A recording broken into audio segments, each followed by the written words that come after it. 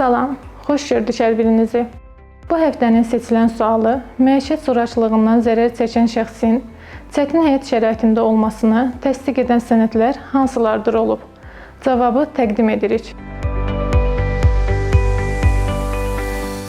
Məişət zorakılığına məruz qalmış şəxsə verilən qısa müddətli və yaxud uzun müddətli mühafizə orderi, cinayət prosesini həyata keçirən orqanın şəxsin məişət zorakılığı ilə bağlı cinayət işi üzrə zərər çəkmiş şəxs qismində tanınması barədə qərarı, məişət zorakılığı ilə bağlı şikayət üzrə zərər çəkmiş şəxslə bağlı yerli icra hakimiyyəti orqanının qərarı, məişət zorakılığından zərər çəkmiş şəxslərə yardım mərkəzlərinin arayışı, məişət zorakılığı ilə bağlı məlumat bankının məlumatı.